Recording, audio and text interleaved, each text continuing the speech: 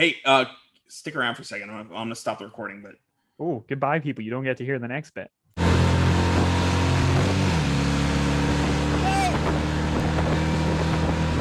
so Jamie Orr saw your video this morning.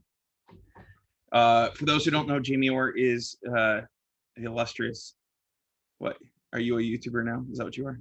I'm not a good YouTuber. I post some things on YouTube, Bad YouTuber. Evil. Inconsistent YouTuber. So yes, but otherwise, what do? I just have fun with Volkswagens and Audis, wherever that takes me in whatever capacity. So long-time enthusiast. I know you from the old Vortex days. You were on their moderator team, but sort of since then, Orchid Euro. During then, Orchid Euro, where you were importing parts from picking European parts in Europe and importing a lot of cars, which is kind of where this is starting. But why don't we jump into this first, and if there's time, maybe we'll chat about you a little bit after that for people who are more curious about you. Does that make sense? I'm less interested in me and more of this story from my perspective, but I've imported lots and lots of cars. I imported your very nice Audi V8 coupe, which is not, how do we describe that? It wasn't meant to have a V8 in it. Yeah, it's very cool. I don't know about very nice. She's a Frankenstein and she needs a lot of work, but she's very lovable and green and quattro and V8. So so I've got a lot of experience with cool cars, and some of my best friends and great clients have asked me to assist. So I've done pre-production cars, the only examples in the world. I've done dozens of Audi RS2 S2s and special models like the Golf Rally. And so from that, I've kind of developed this ongoing nerd passion for them. And that brings us to this story. Yeah, so that probably, while a lot of what you do is often probably more known for Volkswagen, Audi, definitely a big part of what you do, and RS2s specifically. I know I've seen was it Diogo's the RS2s at Waterfest that you had a black one there. I've done multiple. I mean, a bunch of different colors. I mean, some clients like to remain private, so I don't post photos. Others, I did a YouTube video on a nice blue one with incorrect air ducts, aftermarket air intakes in the front bumper, and the wrong Porsche wheels because the owners, the seller and the buyer, were so meticulous they didn't want to ship it on the original wheels. They shipped those separately. And I will assist and nerd out as much as the clients want. I'm not here to advertise that. So this is not the point.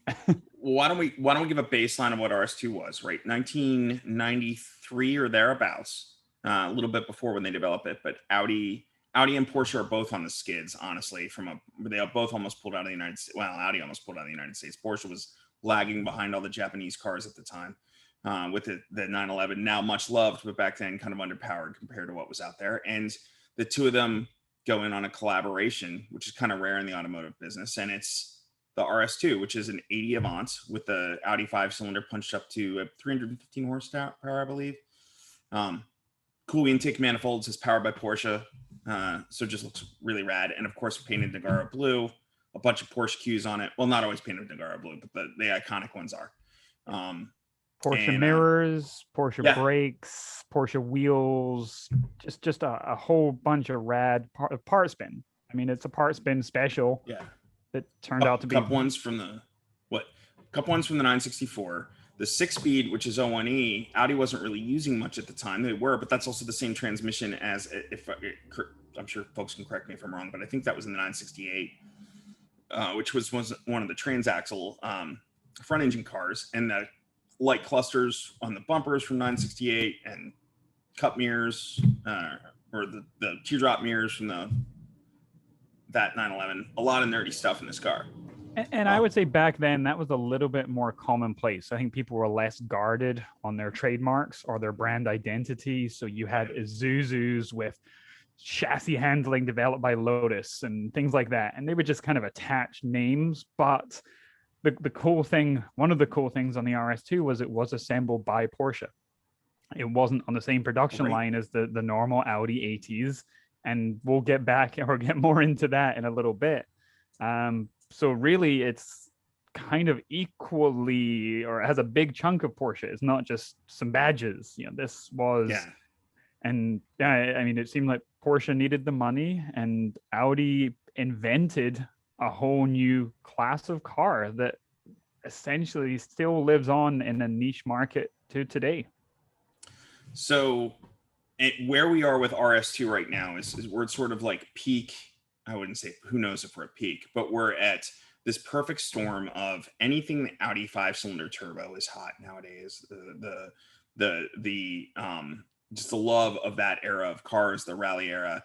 And then on top of that, you have Porsche, which anything Porsche is hot right now, and it's 90s era, rad era, so-called. So anything late 80s, early 90s is both super cool, and because it's older than 25 years up until we're at 96 now, super importable, or very easy to import.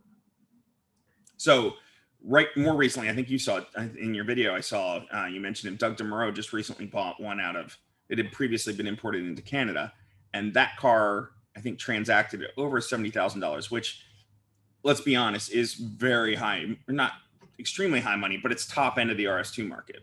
I think it's becoming, I think now that is the market, because we're seeing them listed in Germany at 55, 60,000 euros, which translates to about that. And it's a surprise. I shouldn't say it's a surprise, but the money that an S2 Avant sells for today is the money that an RS2 Avant sold for a couple of years ago. Which is probably, I think I'm seeing the market like average cars, not like good survivors, but nothing spectacular, just kind of well loved though.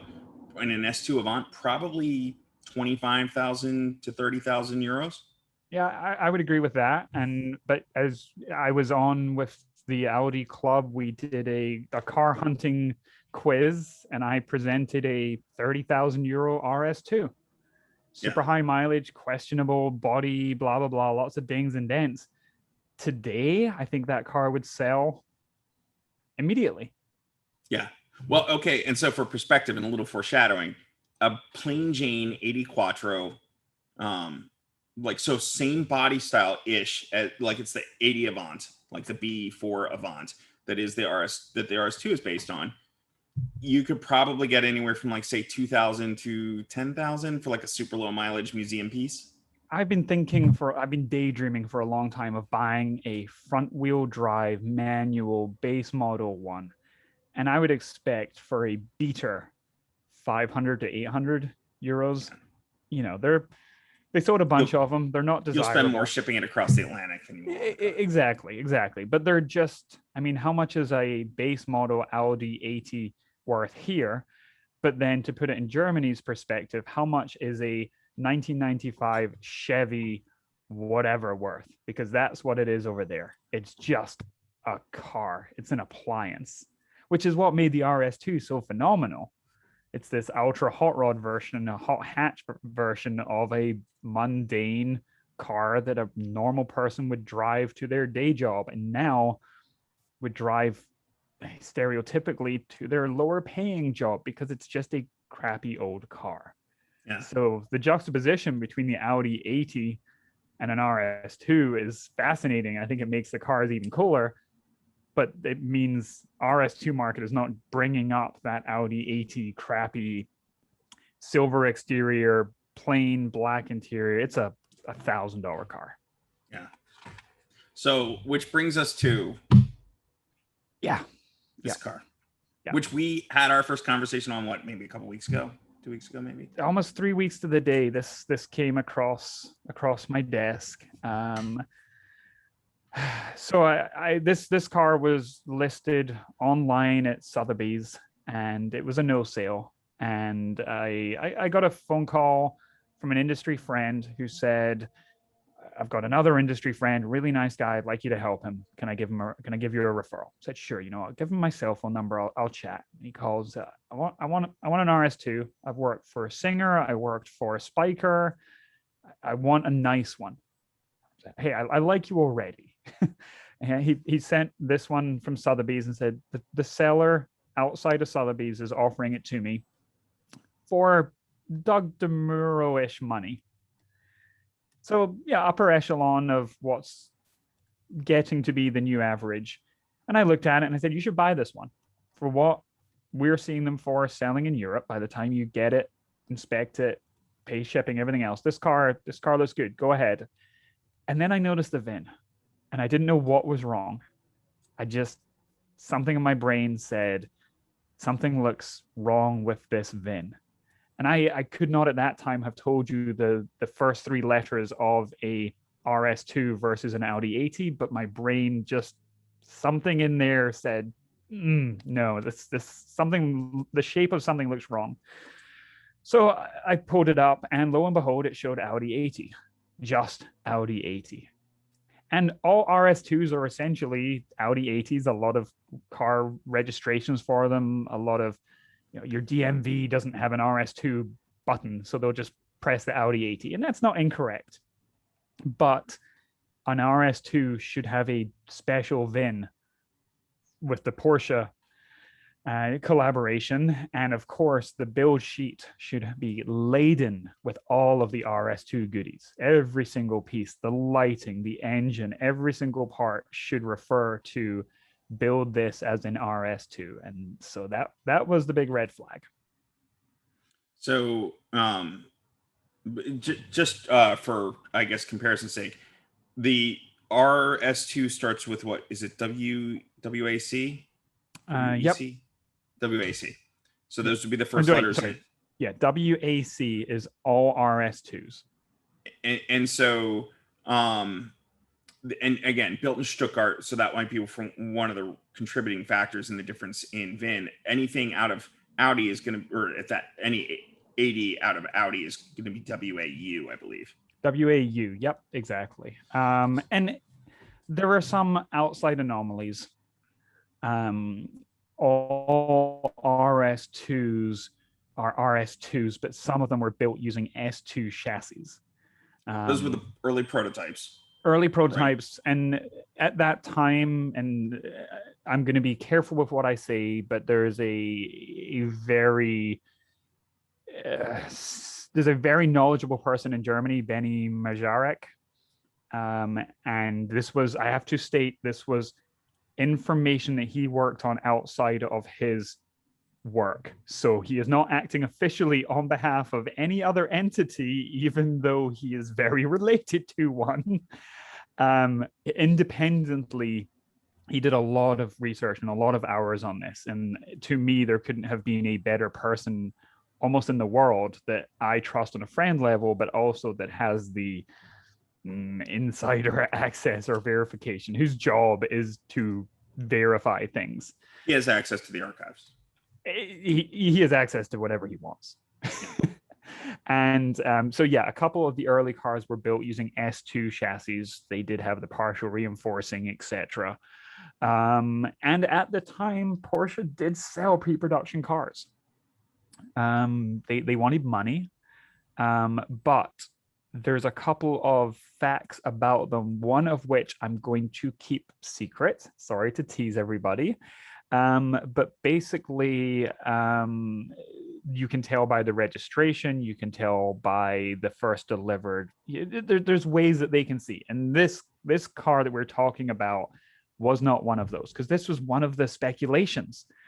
It had an early build date. It was, let me see, December 16th, 1993 is the VIN that we are talking about. And I guess that leads us into the whole point of this. We're talking about a car, but we're also talking about a chassis number. And we're talking about, does this chassis number belong to this car? Does this car, did it come from the factory this way? Did it, what happened? Because this RS2 we're talking about does not have an RS2 VIN, in my opinion. So really quick, on the, I'm trying to find it here. So I have in the library here at Audi Club, I have a German language book, which I can't read because I'm not fluent in German. I might get the Das and a delightfully nerd book that I love that you own, and I hope that our dear listeners take solace knowing that in your private collection, you have Yeah, all of this. This actually isn't even Audi clubs. That's how nerdy this is, right? Like this is from my personal crap, because I did Fortitude for years too. I can see you opening it on Christmas morning, unwrapping and giggling like a schoolgirl, and your daughters and wife. Oh, well, I'll he's tell happy. you what, little known fact. Here's the sad part about this, which probably speaks to so many of us. I bought a copy for myself off of Amazon, and then my wife bought me one for Christmas. So I have one here in the wrap that I'm going to give you, Jamie. That's not this one. What? So there's another one of these German market 80 books in. So we'll make sure you get that. My heart rate has increased. Right? Can you read German? Because I cannot. Yeah, ich kann sprechen ein bisschen Deutsch. So okay, I also have Google Translate. So that's fluent in everything. One where you take pictures. Anyway, yeah. Maybe I'll dig up the table here in a minute because I didn't bookmark it. But where I'm going with that is we can see the prototypes. I think they were built in 1992, actually, and there were 4 of them. Now, I don't know. I don't know about you. I have not verified which of the cars, what happened to those 4 prototypes. But here's what I do know. There are 2 at Porsche in their collection. They may be prototype. They may not be. I don't know. But Porsche has 2 in the classic collection. And Audi has actually 3 RS2s. One was acquired later and is an exclusive green. Brian Scotto drove that on his show on YouTube. One is blue. I've driven that car. Don't have the VIN, but it could be one of the 4. And then there's a gray sedan that I think was built for Louise Piech. So I don't think that's one of the prototypes either. If we assume that those 3 others are, then that would only leave 1 prototype out there in the wild. And they can tell internally if the car was a prototype or not. Okay. There's a couple of markers that we do not have access to, but that the mysterious people behind the curtain do, and were nice enough to tell me succinctly why this was not one. Okay. So I think we can rule out the prototype thing. That's option number 1. This is a prototype, what they claim. We might have skipped 5 minutes ahead. We might have skipped 5 minutes ahead. For everyone that's listening, this car is for sale. It's a blue Audi RS2. It was listed as an RS2. The asking price was $85,000 in the USA. It was imported quite recently. I mean, I think I do have it somewhere, but anyway, in the last year or so. So this was not somebody wanted it in America early before the 25 year and they swapped the VIN or something. This has a title from Greece. It was listed at Sotheby's, no sale, almost setting a new record in the US market. And then it was listed at a private dealer who don't want any nefariousness. I think that they are an innocent pawn in this car's history.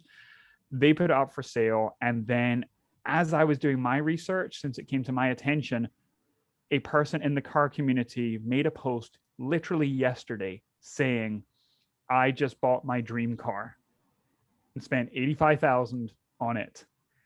And I had to make the awful phone call. I felt obliged to. I don't want to get involved. I don't feel like it's my duty or something, but with the information that I had, I felt like I had to. I would want to know. So I made this awful phone call and said, I can't guarantee, I may never know the full story on this car, but this RS2, the chassis number says it's an Audi 80. And I called the dealership when they first listed it and said, I don't know how to tell you this, but there's something weird with this car. I don't know yet, but I've been working on it. And they said, no, we did our due diligence. We pulled the carpets up. It's blue underneath. It's always been a blue car. And I'm just showing a picture of sure. The one picture of the car that you shared. And this is it. It's a beautiful car. I mean, I did not pick up at the time. The front bumper is incorrect. It's a Rieger bumper. Diogo, who owned an RS2, called that. I'm like, wow, dude, like even more nerdy than me. Love it. Benny. Sorry, go ahead. Since we're looking at it, you taught me something else about RS2s this week, which I didn't realize. Is in this car you can see the orange side markers on the fenders, which you may see on like other cars in period, and we call them Euro side markers because like like side repeaters or something. PTIs, right? In Europe they were wired up as blinkers. In I guess Japan they were wired up as running lights, but like in or I don't know about Audis, but I know Japanese market has these side markers too, but they're typically constant on with headlights. Where I'm going with that though is I didn't realize this. Germany didn't have the Euro side marker. So domestic German market RS2s, some will not have the blinker on the fender. Is that correct? That is correct. When you look at the Yeah. press photos, and now you can't unsee it. Now that we have told you this, Right. internet, you will always look at the front fenders of an Audi RS2 and go, oh, it doesn't have it, and it looks so much cleaner. It doesn't look wrong with them, and it's not wrong. Right. But and even funnier, some of them were retrofitted. So if you bought a German car and you took it to England, they will make you drill the holes. So, and that happens with the Golf rallies as well. They're retrofitted and they have junky wiring to them to make them legal. So that's something interesting we haven't talked about. Looking at this photo, I was going to say that you can clearly see this car has it. So it's theoretically an export market car, where you would assume that the prototype cars that were built were, I don't know, perhaps likely, German market, because most of the press photos from launch period don't have the markers. That was a conversation with the two experts that I talked to in Germany. That was the first thing one of them brought up. Say, it's an export car, or it was a German car with holes drilled in it. Right. And they could not say for sure which it was. If we go and look at the fenders and look if it's painted, but then we think this car was painted later, which we'll get into in a moment. But yeah, that is an interesting point that I didn't know before. But so quick, I'm going to guess too. I don't know about your Rally Golf. I do know I had a German market, an early production VR6 Jetta. So it had German market fenders on it with caps, right, where the holes were. But by the time you get to the Mark III Volkswagen era, you've got like stamped holes, separate fender part number for those markers. And it's pretty obvious if something's been retrofitted because they don't fit flush. Now, I don't know. I think the B4 just had a hole in the fender, correct? It wasn't like a stamped designed thing. Or would you know? I don't know on this one. I really don't. To me, it looks like they don't sit flush, but I don't know. So I'm not even going to speculate on that. But it is an interesting point. Yeah, it may not fit. Where I'm wondering is like if in the B3, and unfortunately I'm not that up to speed on B3 Euro marker fitment, right? But it may not fit flush, because I think on like the Mark IIs and like certainly the Mark I's in Volkswagen, the Corrados, the B2 Audis, it doesn't fit flush. It's literally a hole that it just pops into. So it may be a stamped hole when they make the fender, but it's nothing stylized and stamped as like a rectangular, shape for like the drop-in piece that goes into like the Mark III. Weird flex, but I have a mint condition, low mileage Mark III European Ford Fiesta out there.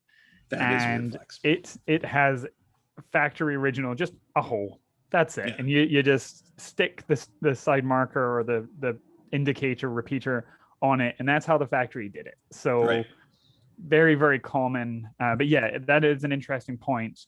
And the chassis number, the WAU, was an Audi 80, and it was sold new in Greece. And I've seen the paperwork for this car. There is the original paper from Greece, which brings up another interesting point. It does make it hard to trace cars in general. If this was just an Audi 80, I bought a car in Mexico, and it came with the original title that was issued by the dealership. And every time that car gets sold, the original title gets handed carefully to the next person. They don't issue a new one each time. And there's other markets that do that as well. So sometimes having that original paper doesn't mean it's one owner per se. It's just been passed down the line. And sometimes there's spots where each next person signs it, which is wild to me. I'd lose that. Like, no way 25 years later we've all managed to not lose a title. But over in certain markets, it's treated like it is the car. Do not lose it. So this car does have the paperwork that matches the title, that matches the chassis number, and it was imported through New York. and it was done with that VIN, and it does say on that paperwork, the import paperwork, Audi 80, which doesn't mean it's not an RS2. Again, it could just say that. But the story basically came to a head yesterday. It was a bit of happenstance. Somebody related to the transaction sent a photograph of a car that I imported and said, this car has the same style VIN as this Audi 80 VIN, so don't worry about it. And as soon as Ant, the buyer of the car, the enthusiast buyer, sent me that, I have the paperwork for that car on file. I know that car. Can I just, before you go much further, I was curious when you first told me the story. It's not the same style VIN. They have 3 different letters. Well, they both start with W, I suppose. So, but the next 2 letters are different. That's the point. And so, no, WAC, WAU. So they're not the same. They're not the same. But somebody involved in the transaction incorrectly or correct that, and I think incorrectly said it. And I think they did it kind of in good faith. It was just a slip up. Yeah. And that led me to what I believe is the solution. I don't know if we're going to wrap this up and I can just spill the beans or whatever, but so I called the owner of this VIN that just got passed around on the internet. Like, oh, hey, this is proof that the WAU, the Audi 80, is an RS2. But I know that car. I've driven that car in Europe. I've driven that car here. I have copies of that car's paperwork in triplicate backed up in 2 different locations. I take this so seriously. And the chances of them using the exact car that I imported in the USA, there's a decent chance. I don't know if I've done 2% or 50% of those cars, but whatever. Right. But globally, more than 1 or 2% of those cars I've handled. And so immediately, just, okay, here's the paperwork. So I called the owner, who's a massive Audi nerd. He runs AMS in Newark, big 5-cylinder person. I said, hey, your car is getting kind of thrown around and your name's involved in this as saying this car is real. And he said, yeah, they contacted me. I told them, they need to do this, blah, blah, blah, and that it doesn't sound cool, but it's possible. And I didn't really give them a yes or a no. And I said, well, okay, but your car is getting used as an example. He said, no, absolutely not true.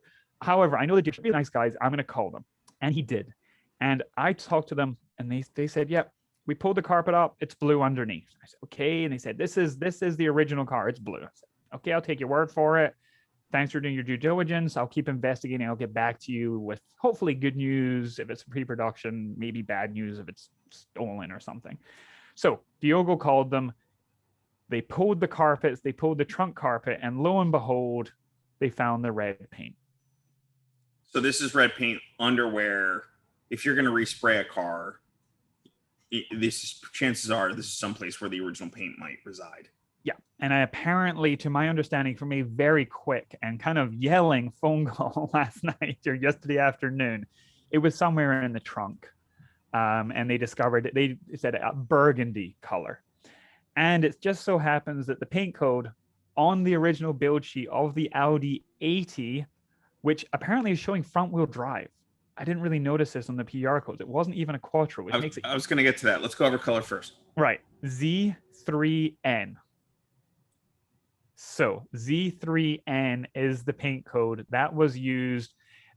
As you know, RS2s were painted funky colors. It's not impossible that they were painted this color. But I saw in the video you released this morning on your YouTube channel, and if you look it up, when you search Google image search, and one of the first things pop up is this, what was it, Robin Red? Was that the name of it? Yeah, and that's the translation. There's an RS2 in that color in the search. There is. So it's not, it's weird. Now, it's almost a dark hole going down there because some of them, the front pictures are like there's an Audi 80 Cabriolet and things like that, but it's not impossible that one was. It's just not right. They would have the wrong VIN. So we've disproved the VIN pretty succinctly, but with some insider information on the record and off the record. This was not a pre-production car. It doesn't align with the PR codes, anything else. It was supposed to have been an all original blue car and it wasn't. It was red, which now matches exactly what the Audi AT Avant was built as the Z3N paint code. There's So, sorry, go ahead. well, I was just going to say, I guess my other curiosity on that is I didn't see the video. I don't think it's out there anywhere, right? Perhaps you saw it or Diogo saw it, but the red that's visible on the chassis, do we know that's robin's egg red, or is that? No, I literally got a 3-minute phone call in the middle of my normal work meetings of, Yeah. hey, yeah, they pulled the panels. I told them which panels to pull. There's like one weird one in the back somewhere, and underneath it's like a dark red, a burgundy. I'm like, Okay. I So know it what could be. color. I mean, Yeah. yeah. I mean, I think the chances are pretty good. I have not verified that, and I have not seen this car. Yeah. I would love to. If I was independently wealthy, I would love to just fly or drive down to Florida and go over it. It does look wonderful. The very, very nice people at the dealership that are now holding this car said it drives phenomenally. It was sold with a foreign title. Apparently, that was an issue for some buyers at Sotheby's. They have now registered it with the federal paperwork in the USA. So they've taken care of a lot of the things that the person who imported it did not take care of. And the person, one of the guys at the dealership, super nice guys, drove the car and just said, I'm in love with it. It drives so well. And I think that's fair because it has everything. It has the chassis reinforcement points, which to me was a deal breaker for this car being a body swapped. I was looking at it that if it has all the original rare reinforcement pieces that made an RS2 special, that to me, it has to be an original chassis. And my train of thought, my Columbo sleuthing was going that direction. And then Diogo said, nah, I used to buy those direct from Audi. They were cheap. I welded those into a whole bunch of cars. So he was welding them into 80 coupes. He was welding them into whatever they would go into. And he was like, yeah, they sold them. They were cheap. It takes 10 minutes for me to spot weld it in. Done. Like, okay, well, you disproved that thought process for me that this was an unobtainium part. But it does have all of those pieces. And it does have all of the parts, okay, Rieger bumper slightly aside, that makes it an RS2. So is it an RS2? So, well, a couple things. One, I'm going to share, because I did find a screen capture of, here's one of the things I'm curious about is, so this is a scan from the book that I mentioned, right? And trust me, because I didn't take a picture of the whole page, but I'm sitting here looking through the real page. These are production years, right? So this is 1992. This is when these 4 prototypes were built. And so the one line is RS2s that were built, and the other one is for Germany. So we can see that these were German market builds. So probably, like the press photos show, wouldn't have the Euro side markers on them. And again, build date 1992. Now we move over here to 1993, and the build date on that chassis is 12/93. Yeah. Right. Actually, 12/16/1993. Because December Tradition 16. got back to. Yeah, so since I did get an email back this morning from Audi Tradition, they gave me the basic dates, right? Like the dates it was produced, where it was delivered to, Greece. Bless their hearts for doing that. All that they did was give me the same information that I knew. Right. So, did you know it was delivered to Greece? I don't know if I'm offering anything new there. I knew from externally, I cannot see that on my systems. I cannot see confidential information, dealer information, etc. I can see every other piece of information that Audi gave us, which is included in my video. But hearing it confirmed was very nice. Yeah. Okay. So beyond that, again, look at this: 1993, 0, nothing there, and then production begins in 1994. Now, when 1994 production begins, could that have been in December 93? They don't really work like we do with model years in the US, so I don't know. And I to be honest, I haven't. They do. And in fairness, this December 16th, 1993 car model year shows internally as a 1994 model. Okay, so it's possible. Yes, from that regard. It's a bit opaque there, and that was one of the discussions. One of the propositions for an explanation was that this was a pre-production model. The other story was this was VINed specially by Audi to commit tax fraud in Greece. You laugh, but I mean, it Right. happened. There's all these No, it's the stories especially of. by Audi thing that not that it would have been. I don't. I'm No nodding in diss on agreement. yeah, no diss on Greece, but I can totally see some rich guy in Greece going, you know what? It would be cheaper for me to buy that 1.6-liter 80 and put the VIN on it than to pay taxes on this thing. And that is one option. That is a very plausible option. And we hear those stories, especially from Brazil. Brazil is 100% tax duty on foreign vehicles, which is why the Brazilian market is so fascinating, because they're so insular. America, the big 3, 4, whatever, would kill to have that sort of, I mean, hey, the chicken tax, 25% on commercial vehicles kills it for us. So Right. for a commercial vehicle made in Europe coming to the USA. So having 100% duty, and double check that number before you quote me, but that's the number that gets thrown around. So for 100% duty, yeah, if the stories go, you buy the base model Lamborghini and you take the VIN off and you swap it onto your whatever SV super whatever, and your $1 million car becomes a $200,000 car, and you pay your $200,000 in taxes, you got a $400,000 car that's $1 million car. So you're winning. Yeah, But if you don't mind bending the laws a bit. The I guess that I will tell you. So you called me yesterday. I happened to be on my way home from school. I picked up my sixth grader at school, and and the grimace is just because this is such a crazy story. There might have been an F-bomb dropped. It's funny, after we got off the phone, I will tell you that because at a certain point after the F-bomb was dropped, I tell you that my kid's in the car. And Jamie is, if you can see the screen, was as embarrassed yesterday as he seems to be now. I will say I brought this up with her this morning as we were chatting on our way in, because I was telling her the mystery of this RS2, and she was like, "Dad, I've heard that word all the time. Like, we use it at school." Like, okay, well then, no big deal. But I did not know I was on speakerphone, and that's just 3 weeks of volunteering time, just right. nerdy.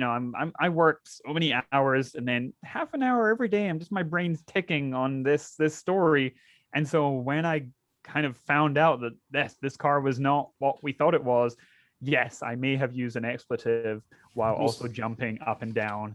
Right. Because you kind of figured it out yesterday. So like, I will say this. So I told her all the clues. She likes mysteries, right? So it was like, all right, the mystery of the blue RS2. So let's go through this, right? So I gave her all the facts, and we kind of winnowed it down to this really has to be one of two things. And I think at this point I can rule one out based on something you said earlier.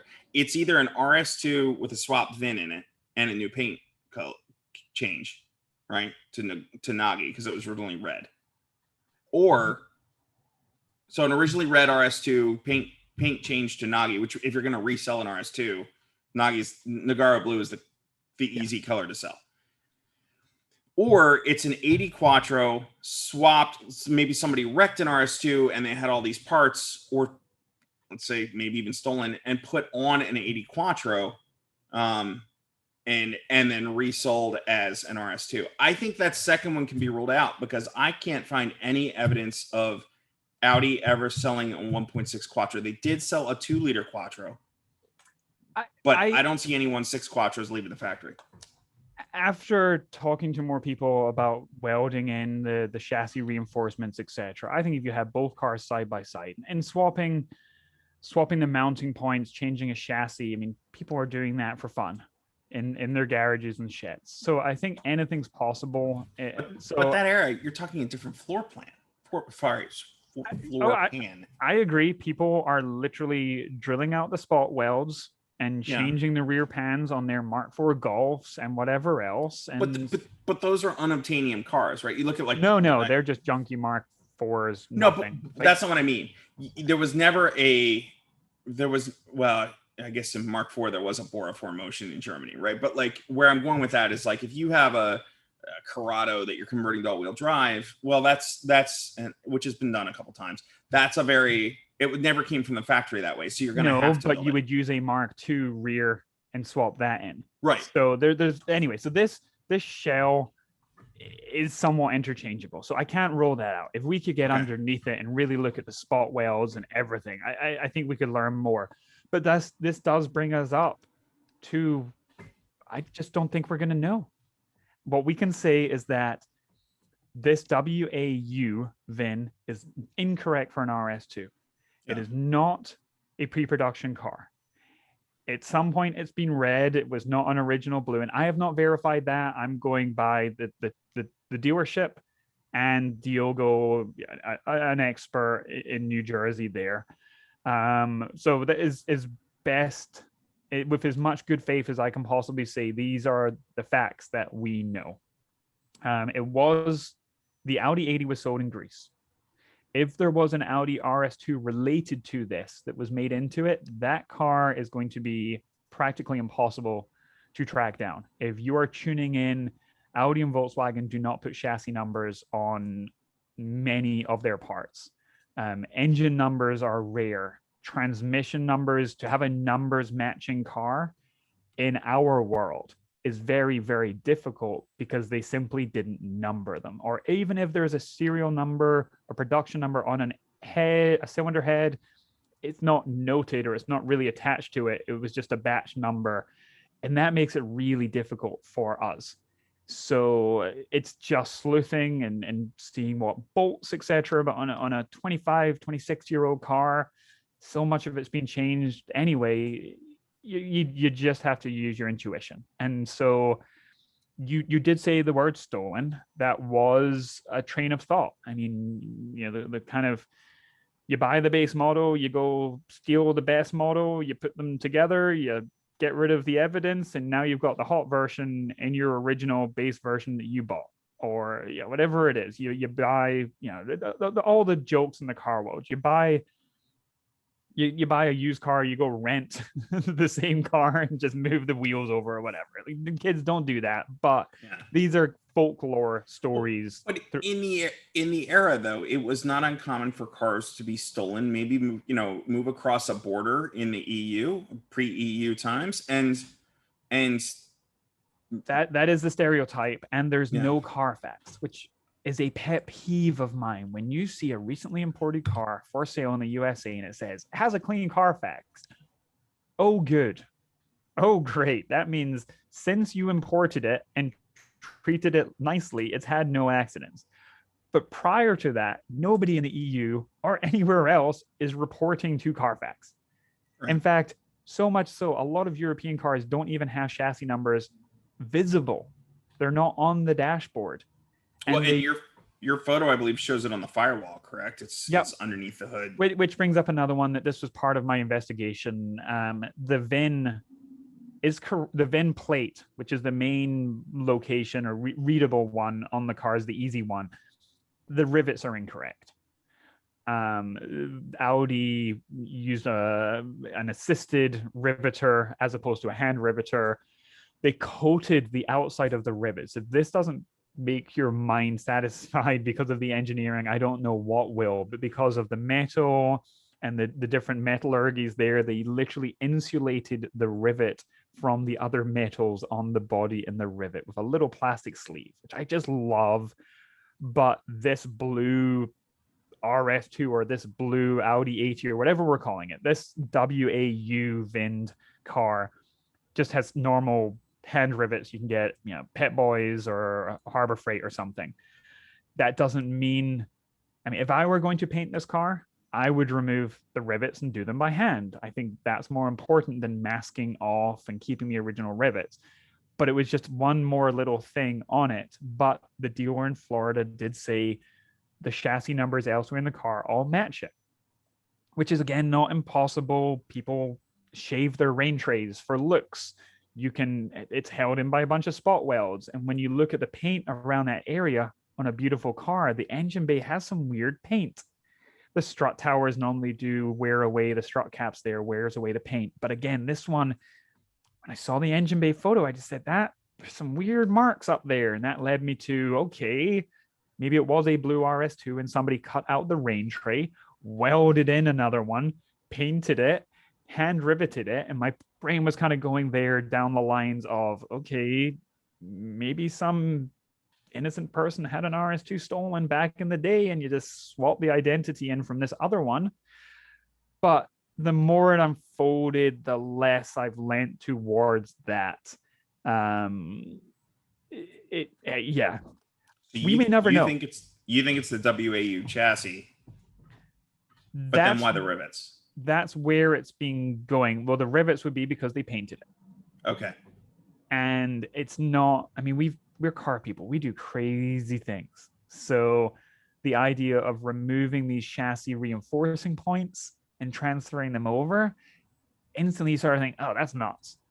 But no, I've spent days, weeks cleaning up tiny little pieces that somebody will never see. And so it's somebody out there knows the answer. Yeah. But on the record, one of the manufacturers is saying no.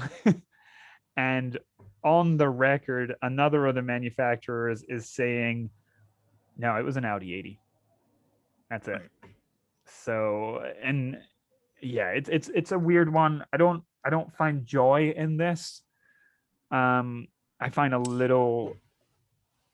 think it's a little sad in a way because we never expected these cars to become such collector items. Who would have thought $85,000? Right.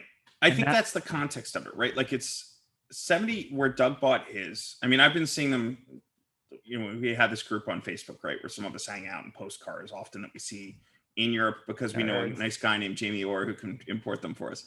It's how my green car ends up here, right? But like where I'm going with that is we've been watching RS2s for a while, ever since they came. What 94 would have been the first importable ones. So they've been importable for about 2 years now, and so they've been coming in. You've logged all the ones you've logged, and seeing them around, like nice ones are around 50. I remember last year there was like an early out exclusive yellow one that wanted like 75,000 euros, and it's but otherwise 50 was kind of 40s, maybe even down into the 20s for like that ratty one you mentioned.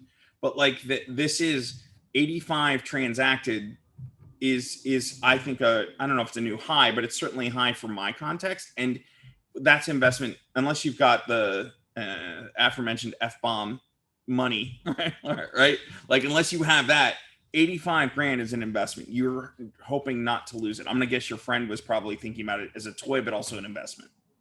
I would say, guessing, putting words in his mouth, fun toy. I mean, Yeah. I think this is the whole rad era thing that we're all getting older.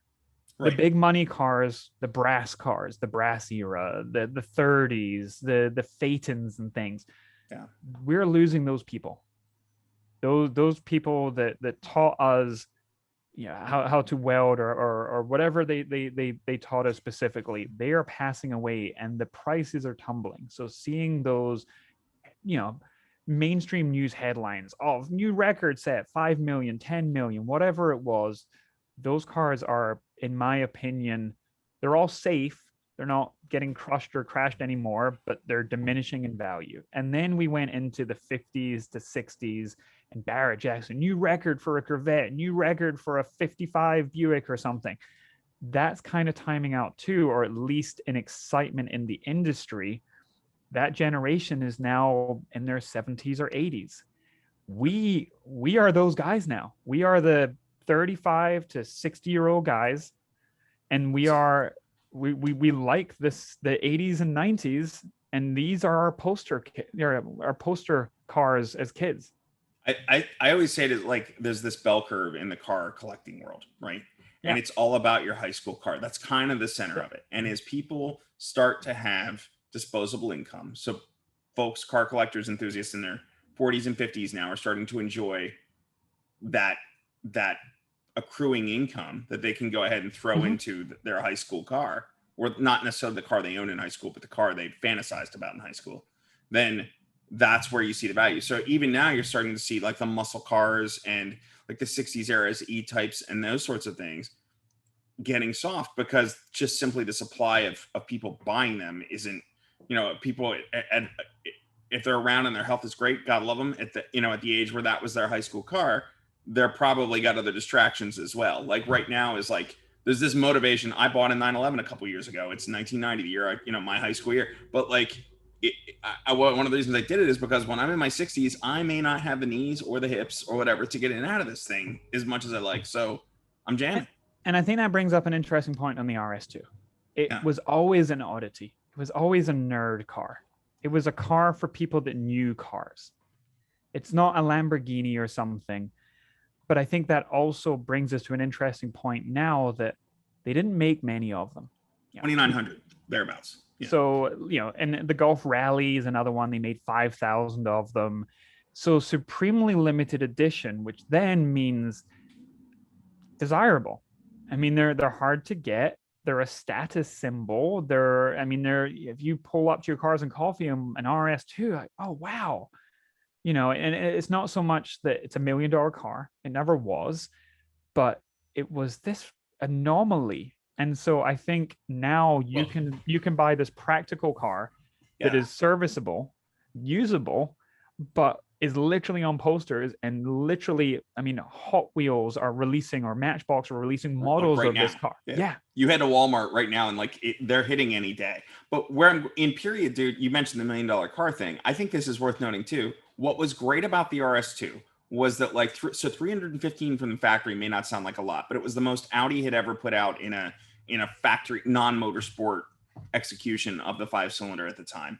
And there were aftermarket tuners in period. So people like Hohenester, or I believe MTM, right? Hohenester is the one that sticks out to me because I remember seeing a story years ago of somebody taking a Hohenester tuned RS2 and racing an F40, which was the king of the hill supercar at the time, and beating it, right? At least 0 to 60, maybe not around a circuit, but in a line. As a certain breed of car people, that caught our imagination.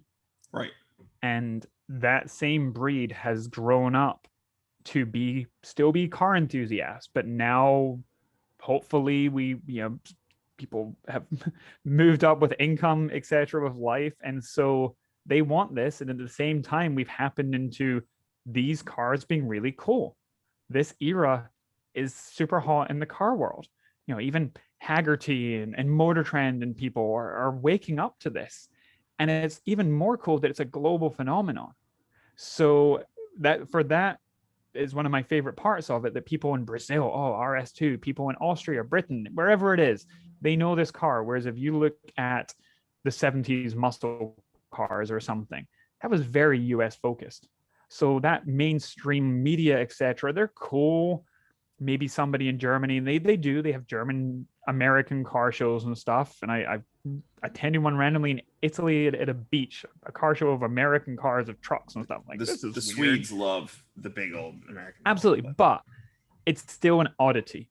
Whereas the RS2 globally, I think it just hits the mark. And we, on our market, we are car buyers. America loves cars. Having a second car, having a 3-car garage is not unusual, as opposed to Europe, where maybe 1.5 cars is the average, and having extra cars for the weekend here is very viable. So I think we are a big buying force in the world. And I think in some way the Germans will say, oh, you're driving up the pricing, you are taking our RS2s. Well, we didn't get them, so give us our chance. But conversely, they're also going up in Germany. And as you see Doug DeMuro or whoever posting videos and being excited, I think it does build excitement. And so that's why this car matters. I think that's why the story on this car is interesting. I'll tell you, when I was trying to do the 911 thing, right, it was right about the time that 964s weren't worth, they were maybe 20 grand, right? It was just, can you even fathom that today? But it felt like a lot of money. It did. And it felt like a car that was going to cost you a lot of money to maintain. And then, but you watch them go, right? And so we've been watching the RS2 sort of go in the last 2 years since they've come available. And I was emailing, I'd heard Doug got the car. We were emailing about it, trying to line him up for an interview too. And we still haven't had a chance to do it. He didn't want to do it ahead of time because he hadn't told people he had the car yet, right? But I never discussed price with him. And then I saw his videos drop. So I was like, of course I'll watch it. And he mentions the price. Like, damn it, Doug. Because he's got such a big audience too. The moment you say 72 to an audience that big is the moment every kid in Germany who has one of these things is going to be like, my car is a 70,000 euro car. Fortunately, we're not there yet, but it's the trading price, the listing price. It's what they sold at is what, and this one did not sell at auction. Right. Apparently, not having a U.S. title impacted the buyers, but that was not from Sotheby's telling me that. And so I think it's fascinating, but I do also, I've imported cars for groups of investors. And that's been a talk for the last, 10 years or so, that you can play the stock market or you can buy art, whatever you want to trade in. And at some point, some of these cars are worth taking the gamble. And if what return are you happy with? 3%, 5%, 10%? 10% sounds great. If you can sit on a car and have it there looking beautiful and fully agreed value insured for your market expectation price, why not? Drive it on the weekend, have some fun with it. If you enjoy looking at that painting, cool. If you enjoy looking at an RS2, cool. If you enjoy looking at a blue Audi 80 with RS2 bits on it, cool. But I do think that there is, I think that, I mean, you've already said at the beginning of this, investment grade. And right, the price that was being asked in Miami was certainly investment grade price. Or it's the new market price. I could argue that. But to me, this is where the VIN matters. Right. I mean, well, it's got a story and we don't know it properly. And to me, then if you sell it to the next investor, it's got an asterisk. Well, and here's the other thing, because if you're looking for an investment grade RS2, this is probably worth covering too, is that like typically investment grade cars are incredibly original, like annoyingly original, right? And most people in period modded the hell out of these things. And a lot of turbocharged Audis are the same. The B5 S4s, the RS4s, they were all modded. And if you look at this car, you know, Diogo got the which was it, the Rieger Chen on this thing? But there are other things, right? There are oddities in the interior. If you look at like the underhood shot showed the manifolds that powered by Porsche manifold, but I just face palmed because on the dashboard somebody drilled a hole and put a $5 toggle switch on it that I wouldn't want to put on my worst beater. And nobody that owned this car, no person who sent it to Sotheby's, thought I should remove that and put a damn Audi 80 because it's the same part. Right. Cover to replace the one that has a hole drilled in it. And you can probably hear my voice getting a little bit annoyed by that. But under the hood too, there's like this aftermarket aluminum, like the spark plug cover, right? And you can see the red. I would put those into reversible modifications that I don't dislike. But if this were a 50 to 60,000 RS2 dollar, I would find that acceptable. To me, where the market is today at 85, I want that thing to be original. I think you're 6 months behind. Maybe so. I think we are now seeing them listed in Europe for 50 to 60. And I think we're at the point, and I've watched this very closely with the golf rallies. It's a bit like Bitcoin. Right. Sitting on your Bitcoin, you're like, hey, it hit X amount. I put $50 into it, and now it's worth 500, so I can cash out. I'm going to do it. I'm holding, and I think people do that. They've been holding these cars, and they see, holy crap, I paid 20 for this, and it's now worth 50. I'm cashing out. And I think as it goes up, more people that a year, 5 years ago would never have sold their car are selling. And so they are trading faster, but they are trading fast because there's also this fervor in the market. I need it. I will say I probably am late because when you said the price to me the other day when this thing popped up in Miami, and I was like, no way. Like, one, it's modded. Yes, it's Nagaro blue. It doesn't have the Nagaro interior. Like the it's really blue on blue. The blue on blue, particularly if you can get like the blue Alcantara sport wheel, that's the like paying them out, right? I'll take that one. But like this, it's very, very nice. But like when you told me that price, I was like, no way anybody's gonna pay that, right? Like, so you don't have to worry about this. My client to buy it. I straight up said for this when it was, but that was at the previous listing, and that was at a lower price. It was, yes, but I mean, let's just. I'm right now today. The live exchange rate on 60,000. Can we agree that 60,000 is what we're seeing them asked for in Europe? I know of two Nagis in around 50. All right, so let's do 50. Right, real fast. Back of envelope. I don't know. Do Americans use that? Sure. 50,000 euros is $60,000. Okay. Live exchange rate. So your bank's not giving you the live rate. So right now you're gonna lose, 3-4%, whatever it is.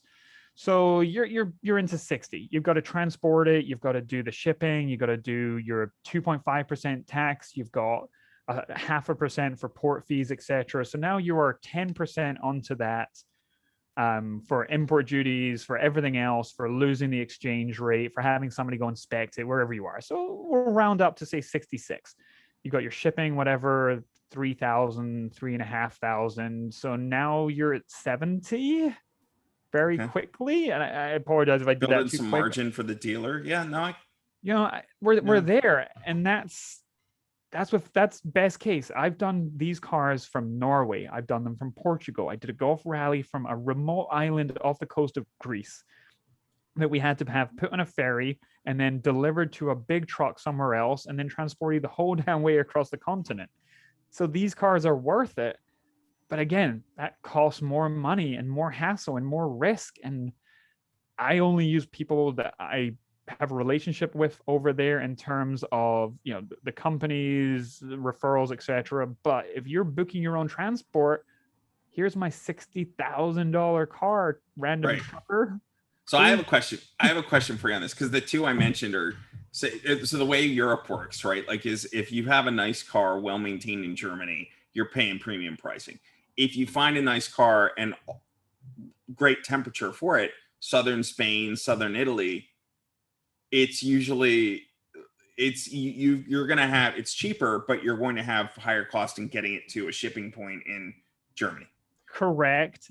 And Or yeah, more shipping expensive out of shipping out of there, Italy's Med. notorious for being kind of weird exporting cars, and there Right. being potential issues. There's also the stereotype, and we more than ever in our lives should know not to overgeneralize or stereotype for a lot of reasons. Right. But the stereotype in the 90s and 2000s were there's no European Carfax. So if a car is damaged or taken without consent, etc., it would head to more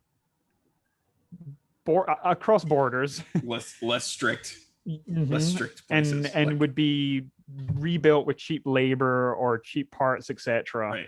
And I've had that happen. I had a collector for an Italian car send one of my inspectors down, and he had a big deposit on a car, all original 1950s, bright red car. I'll leave it at that.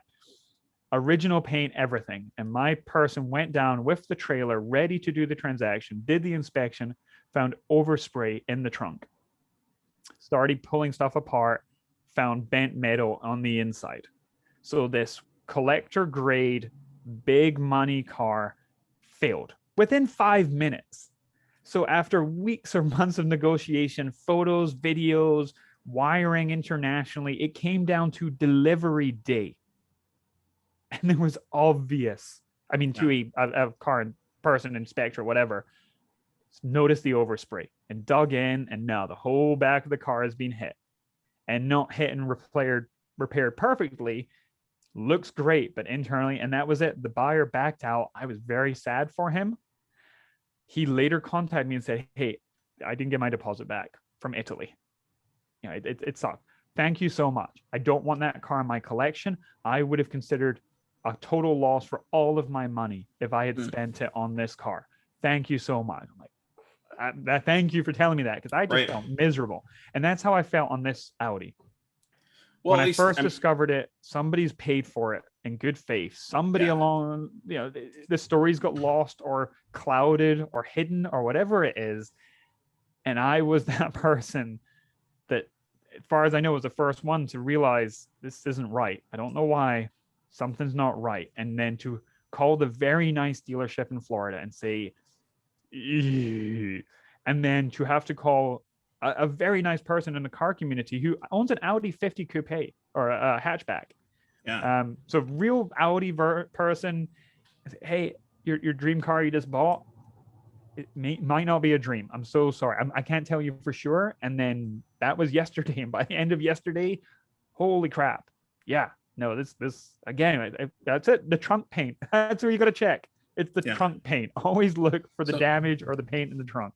So I have I'm not really curious, but I may send you down another road here with this one. I presume you already did it, but just in case you didn't, I'll ask. I'm looking at this photo of the car that I put up earlier. Here, see if you get where I'm going with this. Any chance you've tried calling the info car a Condis? Because I'm gonna guess that's the Greek dealer who sold it. Now, Sotheby's didn't have that. It had a different, or they blanked out the yeah, I guess, let's see. No, it looks like it had a different plate on the front. No, the screws look in the same place. Maybe they just blacked it out. No, hey, internet, go forth. Go call. Yeah, don't tell them we sent you though. No, hey, info car Achorn Edis. The dealer in Florida. Yeah. Whoa. It comes up.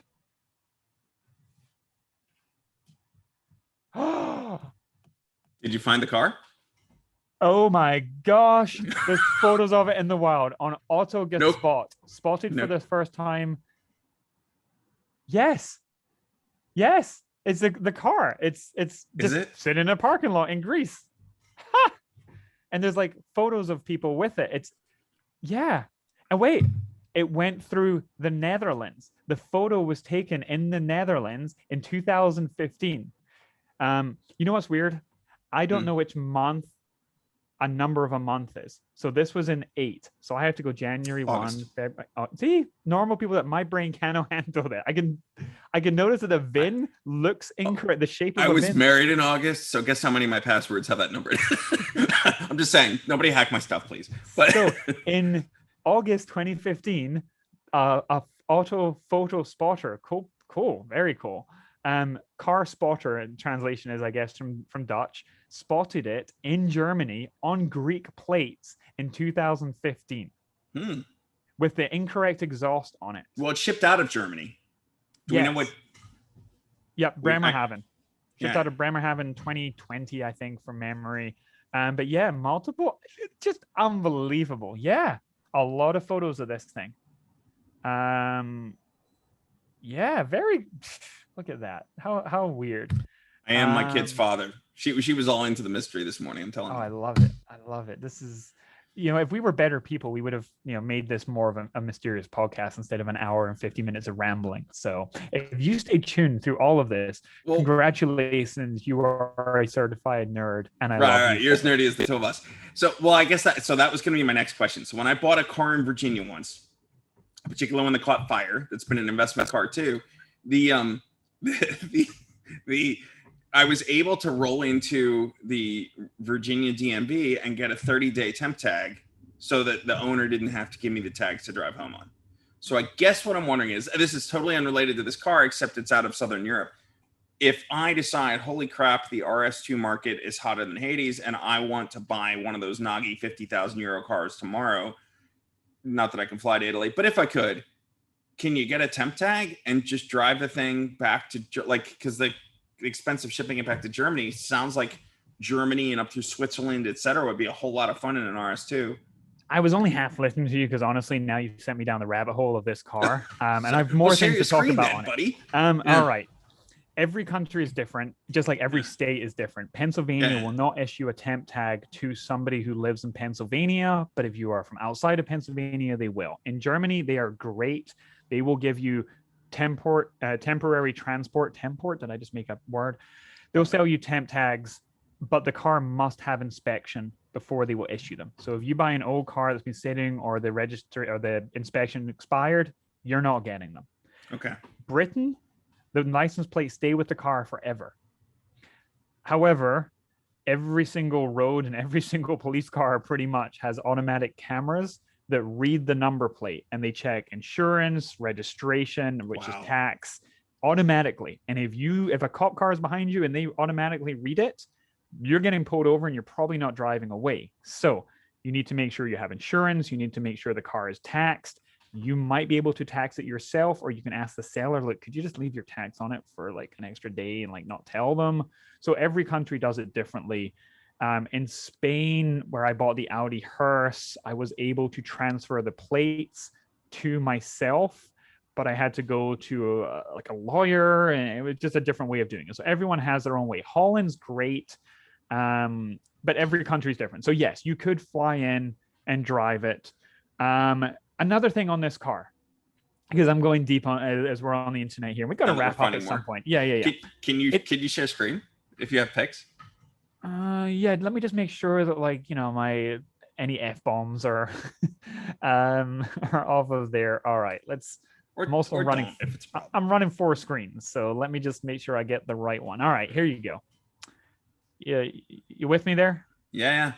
All right, there it is. Now here's one thing: 10,000 miles. This is the same car, and it's listed one owner, 10,000 miles. We know somebody else owned it in America and put 1,000 kilometers. I say miles, 1,000 kilometers on it here. How many kilometers are on it? 10,000. I think. No, I want to say, here it is. Sorry, the photo here in Enschede, Netherlands, which is really far from Greece. If this is if it's 16,000 kilometers, 10,000 miles, that's pretty much that trip. No, not exactly, but half of its entire mileage would have come from that. But I would say, let me see, RS2, and it was Sotheby's. So there we go. Also, thanks to Sotheby's. They did talk to me. I talked to Ian, who is one of their chief officers. Very nice people, help look into the car. We're very concerned. They really want to make sure that the cars go through there are correct. This one was not flagged as stolen because the VIN is not. Right. And to most people, it's an Audi 80, whatever. Right? Yeah. So that was no issue there. But let's very quickly just jump over to the dashboard. I'm so sorry. This is boring for people. There we go. 163,000, which is 100,000 miles. Right. So when it's banding around on Hemmings, etc., with showing. I will say, if you're coming from other collector zones too, 100,000 miles on a like I'm more used to the 964 market, right? Because I tried to buy one for so long, and like you have great drivers at that price, but the collector ones, the ones that are pulling top dollar, are collector grade, like not 6-figure mileage, right? I think that's not an issue on these cars. I think these cars were drivers. Of course, we call them the Autobahn Stormers. Right. I have, all of the cars that I've imported have been less so about mileage and more in condition. That one that we talked about, the 20,000, 30,000 euro Nogaro Blue, it had over 200,000 miles. Wow. It was a lot, but I mean, that's what you get for it. Alternatively, my Golf Rally has, I don't know, 70,000 miles or something on it, and I'm so proud to have that. And then, conversely, but I just brought in a station wagon for myself, a Volkswagen One, full service history. It's got 130,000 miles. I couldn't care if that car has 20,000 miles or 130. One owner, every single service book stamped. These are drivers. I think the Porsche, to your point, it's more exotic. Engine rebuild might be needed. These things. Well, yeah, that's 100,000 miles is a $10,000 engine rebuild, right? So, like, more or less, if you're around 100 and it hasn't been done, then you're knocking 10 off the price of the car. Audis, etc., it doesn't matter. Right. It's just normal stuff. The timing bell, whatever it is, none of it's that crazy unique. And I think now makes them fun and obtainable, and less so investment, park it away, more so you can just drive it. It's just a normal car that happens to be supercar fast for the era, and that's what makes them so damn cool. I will say, if you have a low mileage stock example though, like that is we have an old Audi 4000 in the house too, and it's a high mileage, it's a well-maintained high mileage car, so kind of like what we're talking about here. But like at the end of the day, and what we always say about the 4000, I think applies to all these cars too, right? Like they were driven hard, put away wet, and modified, right? Like, and so finding something low mileage and unmolested is, in any, like the Volkswagen Audi space, is I would think even exponentially worth more, because it's so rare. People bought 911s, stuck them in garages, and didn't drive them. And that's happening with the rally golfs. The Right. editor Elliot from Performance VW, he was doing a big engine swap, took years to do it, and then a couple years ago he said, actually I can't do that anymore because the Right. value, I've got the original motor, and my car, my Golf Rally, I did put a different supercharger on it, and so to do that I put a different motor in it, and I took out the original motor and supercharger and mothballed it. It's in an Volkswagen engine crate, saved because it wasn't fast enough. I wanted to make it how I wanted it to be, and I put this big charger in. But the idea of blowing up that priceless original block, which is Right. specific to them, and so they only made however many, that just wasn't okay for me. So mine has a motor swap right now, but I did that as a collector to be a reversible modification. So that's the advice I would give. If somebody's collecting, if they're buying this car not just to enjoy, but they want an investment, granted, don't invest in cars. Like if your pure thing is Or to, do. well, here's where I'm going with this. Here's where I'm going with this. I've done okay with the older cars I've bought. They've all kind of gone up. But if you back out, and you can drive them on like investments in like, stocks or whatever. But at the end of the day, if you back out repairs and maintenance and insurance and everything else, you will make more money in the market. So if your objective is to make money, that's probably the easier way to do it. Where I'm going with it more though is if you want to minimize your loss of money, and in particular now, if you're getting into RS2, it's a mature market. It's not mature in that it's not growing anymore, but it's certainly the deals are kind of gone, right? You didn't get in at Dogecoin when it first started. Like you Right. have missed that boat. So where I'm going with that though is like if you are buying an RS2 not to just drive and enjoy, but partially as an investment, and you want to protect your investment, one, check the VIN, as we saw here, but two, the more stock or the more to factory you can make it, like is, unless it's a famous modded car like that, maybe if you have like the Hohenester car that beat the F40, Sure. right? 100%. But like otherwise it's worth the most as it sits. And if it's got the hole drilled in the dash, if it's got the wrong manifold, when I had the correct manifold, but if it's got the wrong whatever plug cover, whatever, like if you can put it back, it's probably worth more to the next owner. And so if you're investing that much, it's good that this is a beautiful car. And I think I saw you say in your video, I agree with you. I'd love to have it in my garage, just drive around and play with it. But like, if you're concerned about getting your investment back out of it, that would be, if you're going to pay top dollar for it, that would be my concern. I think as car people, we don't mind stories. If a modification makes sense, and if the story is I have the original part in the box, etc., then great. I'm going to do two disclaimers before we wrap this up. Okay. As somebody that worked for Vanguard, a large mutual fund company, stay in the market, invest wisely. We are not giving any advice here. I think you're right. I think cars sound fun to invest in. I think that rally golfs, things like this, the Lancia Delta Integrales are fun to think about. I hate the idea of flipping cars.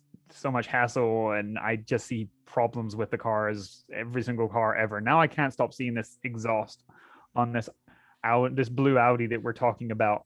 Also, second thing is a really big thanks to the dealership in Florida. I think that they are in this now weird, bad, however you want to describe it, situation that they are holding this proverbial hot potato. And they potentially could be the losers in this. I hope not. I hope nobody does, and I hope this has a great innocent story. We may never get to the very, very bottom of it. We've just been able to prove what is not who did what. Right. And I feel bad for them, but they have been genuinely really, really nice. They are very concerned. And the customer in New York that gave the deposit, they're giving him a full refund. They have been completely above the board. They have called me just to chat. So they're very concerned that they don't want to be perceived as in on this in any way or something. And it's my complete belief that they were not. And I hope it doesn't turn out to be a bad situation. As we know, dealerships are in the business to make money. I assume that they did have some sort of margin built into it. So I hope that they can find the right owner for this car, which I think is still desirable, and very that they do not lose their asses on it. I also genuinely, I put out my YouTube video this morning because I couldn't think of a more succinct way to explain all of these facts and things and show my evidence, etc. I felt great concern. I didn't want a backlash. I didn't want, wow, you're beeping on this car, you know, blah blah blah, mind your business or something. And Right. I didn't go looking for this. This found me, and unfortunately, I found this story, and I wasn't ready to go live with it until. I'll tell you, man, I wrestle with, you know, we've been having this conversation for a while. And when I knew you'd kind of come to a point where you're running your video and you were summarizing it, we wanted to do the same, which is why we're on this call now. But I think part of it too is like you wrestle with, you know, it's, the dealers being on the up and up as it sounds they are, right? Like you don't want them, nobody wants to get screwed, right? In this. And so I think it's the important thing, what you're doing here, I think is, and I admire, is you're laying the facts out there, right? If people are still going to want, I mean, you see them all the time with cars that are this or that or the other thing. They may not be that perfect specimen, but it's still a very, very nice specimen, right? Like, and so at least people are aware of what they're getting. And if they're aware of what they're getting and they're willing to pay a certain price, then, you know, I have no doubt there'll be people out there like that. And by the way, you're probably getting exposure for the car too, in as much as more people will know it's available and on the market. Brian Scotto and I were texting at 3:30 this morning. So he was still working at 12:30 and I was still working at 3:30 a.m. Yeah. And he was like, I'd like to buy this. Yeah. You know, if I get the right price, like I'm in. He's like, and he was in it. What a real RS2 was selling for a couple years ago. So it's you could not, and I talk about that in the video. And I'm not here trying to market myself, my services, or I'm on YouTube. It just felt like the best way to be able to share all of the screenshots, all of the information there. I think it is an interesting story, but more so, the idea that a stranger or indeed one of my friends goes in at the top end of this market for a genuine, real, no story car, right, and then finds that out later and its value halves, or they're very disappointed. That's why it has to be shared. I do think it also it's a good thing for check everything you can. I mean, any car, when I buy it, if it's a car in Pennsylvania down the road from us, go and look at the VIN, not just on the dashboard, check it on the chassis, compare it to the title before you buy it. If someone's buying a car remotely, ask for a video, just something. It's just good practice. And I think this is a reminder of that. This would not have shown it. The paperwork matches the chassis. So then you need to pull the information or have somebody with access to pull the information and somebody with knowledge. And then it gets more difficult. And now you're into a PPI, a pre-purchase inspection, which Porsche guys might like. Audi, Volkswagen, Lancia Delta, Integrale people, they don't. You want to take my car away and put it on I'm not letting you do that. So two things on that, right? Because there's a lot of parallels to like what happened in the 911 market and what is happening here to the RS2 market, right? Like where they're just going up and up and up. And at some point they'll level out. They're probably, I would imagine at this point, they've probably started slow. A Carrera 2 is, you know, unless it's one of the weird, like hyper rare GT cars, like they're starting to level out now. They're still going up. I'm going to interject. Yes. A Porsche collector said they are clearing out multiple cars to get into an RS2. So the 964s, they view money where their mouth is. Right. They're getting out now to get into an RS2. Carry on. Well, you know, interesting. There may be a parallel then to R8, because one of the reasons R8s have held where 911s have not, unless again it's a GT3 RS or something like that. But there are a ton of 911s out there in comparison, and RS2s there were only ever 2,900. And so, you know, I don't have production numbers on 964s, which are probably arguably the rare and the final, you know, they're low production and final evolution. So they're in a really great space of their own. But I guess where I'm going with that is like one thing that's, you know, that's different here with RS2 that doesn't compare to 911 is nor R8 is you can buy that 80, like forget the 1.6-liter, you can buy an 80 quattro chassis for under 5,000 euros. And that's not even 10% of the value of the RS2. And so if you are looking for a genuine RS2, even more reason to beware, because these things were stolen back in the day and swapped and or whatever back in the day and swapped, right? And nowadays you have them, all these 964s, all the junky 964s got restored or turned into singers or whatever, because now all of a sudden you have these $20,000 cars that are trading at like 60 to 70, and there's the value of the car warrants the full restoration. You're going to see, like, I think that's where, if the value of these cars is $80,000, then these 5,080 Quattros could be turning up as RS2s. And so I think that's, I think there's too much of a juxtaposition between those models. I think a crappy 911 is still cool, whereas every supermarket in Germany has a crappy Audi 80 Avant sitting there, and we've always tuned them, and we love that.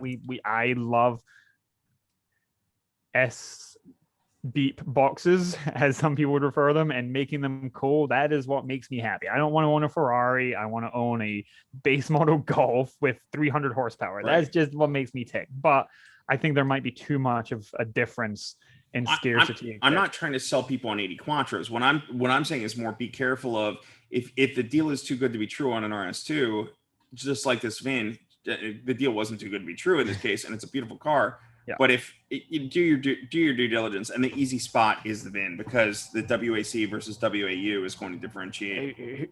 Who knew that was going to be as simple as that? That was it. Right. And so, yeah, it's wild.